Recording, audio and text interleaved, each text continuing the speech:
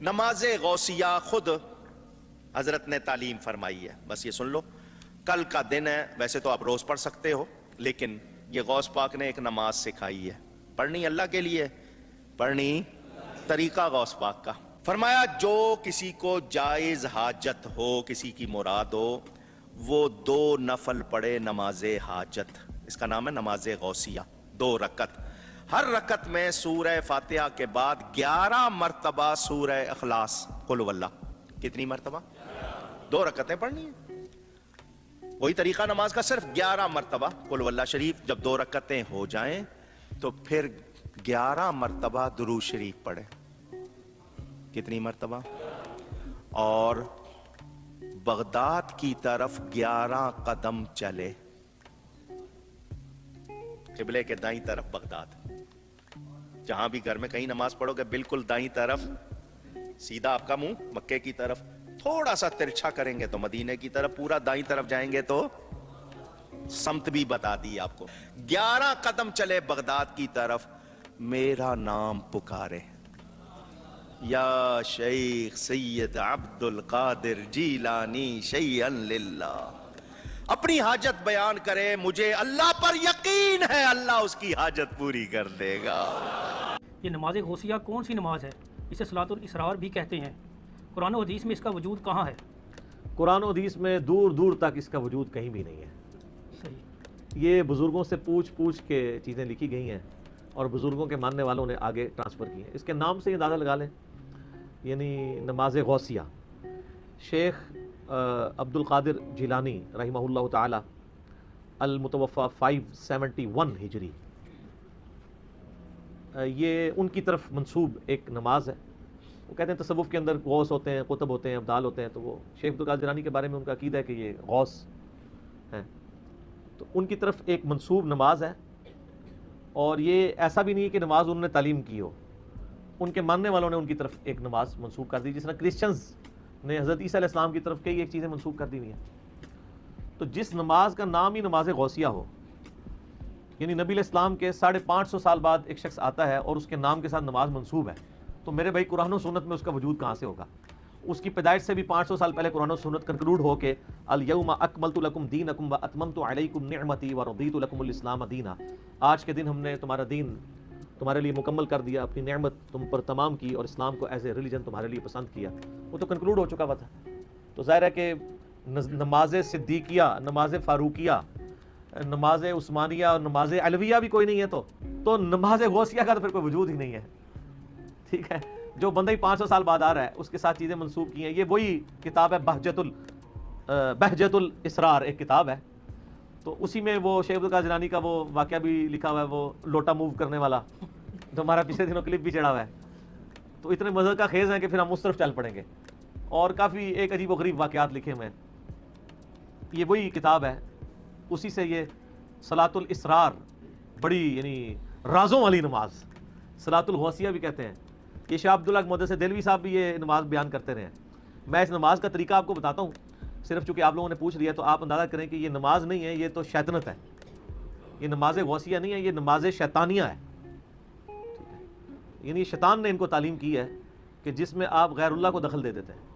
یہ ہمارا research paper ہے نا، دعا صرف اللہ ہی سے، ریسرچ پیپر نمبر 3،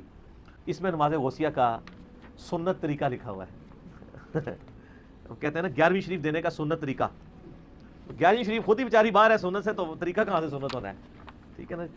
وہ پھر لکھا ہوتا ہے مزارات پہ حاضری کا سنت طریقہ۔ مزار تو ہوتے ہی نہیں تھے نبی علیہ السلام کے مبارک زمانے میں، قبریں تھیں۔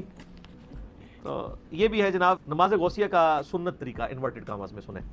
اس کے پیج نمبر 4 پہ میں نے نقل کیا ہے، یہ فضائل سنت میں بھی لکھا ہوا ہے الیاس قادری صاحب نے، اور بہار شریعت میں احمد بریلوی صاحب کے جو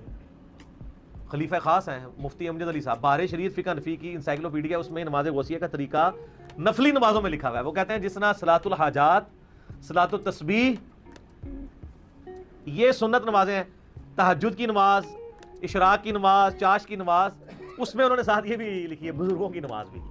اور اس کا طریقہ لکھا ہوا ہے۔ لکھتے ہیں کہ حاجت پوری ہونے کے لیے صلاۃ الاسرار بھی نہایت ہی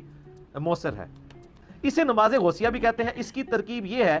کہ بعد از نماز مغرب سنت پڑھ کر 2 رکعت نفل پڑھے، اور بہتر یہ ہے کہ الحمد کے بعد ہر رکعت میں 11 بار کل شریف پڑھے، کیونکہ اس تو بعد شرک بہت بڑا کرنا ہے، تو پہلے ہی بڑی بڑی توحید دا جڑا سٹوریج کر لوے، ٹھیک ہے، زیادہ سی توحید اکٹھی کر لے انورٹڈ کاما میں، 11 بار قل هو اللہ احد پڑھے، سلام کے بعد اللہ کی حمد اور ثنا کرے، پھر نبی صلی اللہ علیہ وآلہ وسلم پر 11 بار درود و سلام عرض کرے، پھر عراق کی جانب 11 قدم چلے، یعنی پہلے قبلہ تھا خانہ کعبہ شریف، اب تھوڑا سا رائٹ پہ ہو جائے تو عراق کی طرف 11 قدم چلنے ہیں جی، کم زیادہ نہیں۔ تو اس کے مطلب یہ ہے کہ یہ نماز غوثیہ پڑھنے کے لیے آپ کو یہ چیک کرنا پڑے گا کہ آپ نے یہ 11ویں یا 12ویں صف میں جا کے پڑھنی ہے، پہلی صف میں تو پڑھ نہیں سکتے، کیونکہ آپ پھر عراق کی جانب تو قدم نہیں کر سکتے، کیونکہ عراق جو ہے وہ پاکستان، انڈیا، بنگلہ دیش سے کوئی 90 ڈگری پہ تو نہیں ہے خانہ کعبہ شریف کے، خانہ کعبہ شریف یوں ہے تو تھوڑا سا رائٹ کی طرف ٹلٹ کریں تو عراق آ جاتا ہے،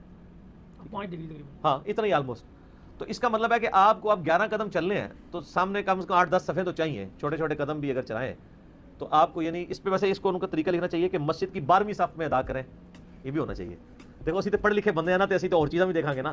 ایک بندہ نیت کر بیٹھے جو اسلام میرے کہ اوہ 11 قدم کے لیے چلا، پھر انہوں پیچھے جا کے نہیں، تو اس میں میرے خیال ہے ہم بزرگوں کے ماننے والوں کو مشورہ کریں گے کہ یہ غوثیہ، نماز غوثیہ کا طریقہ آپ کے بزرگوں سے تھوڑا سا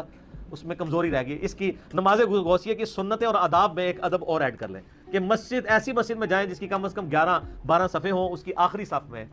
پھر سترہ بھی سامنے رکھنا پڑے گا کیونکہ کوئی سامنے سے گزر نہ جائے، سترہ سامنے رکھیں یا کسی ستون کے پیچھے آپ پڑھیں، حسین میں پڑھ لیں، پھر عراق کی جانب 11 قدم چلیں اور ہر قدم پر پڑھیں، نعوذ باللہ۔ اب پڑھنا کیا آپ، یعنی یہ شرکی الفاظ دیکھیں، وہ کہتے ہیں 11 قدم چلیں اور ہر قدم پر کہیں یا غوث الثقلین،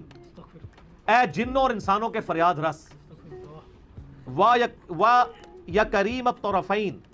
اور اے ماں اور باپ دونوں کی طرف سے عالی شان والے، یعنی حسن و حسینی کی تھے نا حضرت شیخ عبد القادر جیلانی،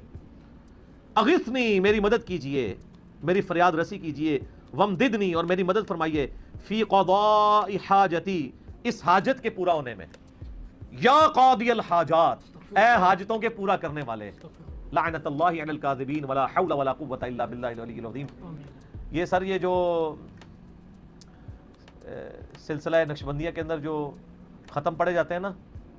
اور سلسلہ قادریہ کے اندر جو ختم پڑھے جاتے ہیں، ان میں وہ جو اللہ تعالیٰ کے لیے لفظ استعمال کرتے ہیں وہ یا قاضی الحاجات، ان کو یہ سمجھ نہیں آتی، ایک جگہ اللہ کے لیے استعمال کرتے ہیں، دوسری جگہ وہی الفاظ شیخ عبد القادر جیلانی کے لیے، جو فوت ہو کے جا چکے ہیں ان کو پتہ بھی نہیں ہے، تو کہتے ہیں یہ آپ کریں تو وہ آپ کی مدد کو پہنچیں گے، اور اس طرح کی یہ باتیں لکھی ہوئی ہیں۔ اس پہ میں نے آیت نقل کی تھی، وہ سورہ الاحقاف کی آیت نمبر 5 اور 6، وَمَنْ أَضَلُّ مِمَّنْ يَدْعُو مِن دُونِ اللَّهِ، اس سے بڑھ کر گمراہ کون ہے جو اللہ کے علاوہ اور ہستیوں کو پکارے، مَن لَا يَسْتَجِيبُ لَهُ يَوْمِ الْقِيَامَةِ، جو قیامت تک اس کی بات نہیں سن سکتی، وَهُمْ عَنْ دُعَائِهِمْ غَافِلُونَ، بلکہ وہ تو ان کے پکارنے سے خود ہی غافل ہیں، وَإِذَا حُشِرَ النَّاسُ، اور جب قیامت والے دن لوگوں کو جمع کیا جائے گا، كَانُوا لَهُمْ أَعْدَاءً وَكَانُوا بِعِبَادَتِهِمْ كَافِرِينَ، تو وہ خود ہستیاں ان کی دشمن بن جائیں گی اور وہ ان کی عبادت کا انکار کر دیں گی، یعنی اتنا ڈر جائیں گے، اللہ سانو نہیں نے پکارا، پتہ نہیں کیوں پکار دے رہے ہیں، سر اللہ کے سامنے کون کھڑا ہو سکتا ہے؟ تو اللہ کے علاوہ کسی کو آپ غائب میں مدد کے لیے دعا کے طور پہ نہیں پکار سکتے۔ یہ سچ پیپر پورا پڑھیں، ہمیں نبی الاسلام نے تعلیم جو کی ہے، یہ تو تھی نماز غوثیہ، اب آپ وظیفہ محمدیہ سن لیں صلی اللہ علیہ وآلہ وسلم، لا الہ الا انت سبحانک انی کنت من الظالمین، اور یا حی یا قیوم برحمتک استغیث، اور حسبنا اللہ ونعم الوکیل، یہ 3 وظائف ہیں جو نبی الاسلام نے تعلیم فرمایا ہے۔ آیت کریمہ جو قرآن میں بھی آیا اور جامعہ ترمذی میں بھی ہے، اور یا حی یا قیوم برحمتک استغیث یہ جامعہ ترمذی میں بھی ہے، المستدرک للحاکم میں بھی ہے، حسبنا اللہ ونعم الوکیل یہ صحیح بخاری کے اندر موجود ہے، سورہ آل عمران میں بھی یہ الفاظ موجود ہیں۔ میرا یوٹیوب پہ ایک کلپ ہے، مور دین 1 ملین لوگ دیکھ چکے ہیں، مصیبت اور پریشانی سے بچنے کے 3 سنت وظائف، وہ یہی میں نے وظائف بتائے ہیں، باقی جسے شوق ہے تو وہ دیکھے، اور نماز غوثیہ جن لوگوں نے پڑھی ہوئی ہے اللہ تعالیٰ ان کو معاف کرے، وہ توبہ کرے فوراً سے پہلے اور اللہ کی طرف رجوع لائیں۔ شیخ عبد القادر جیلانی نے کہیں یہ تعلیم نہیں فرمایا،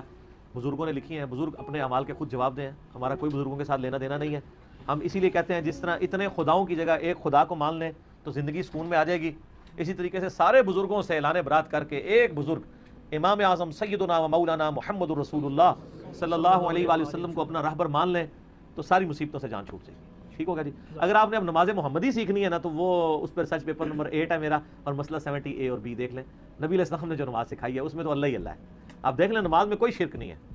یہ سارے نعرے نور نماز کے باہر ہیں. نماز میں اول تا آخر اللہ ہی کی طرف متوجہ ہے. بے شک. نماز توحید، سراپا توحید. ٹھیک ہو گیا؟ ٹھیک.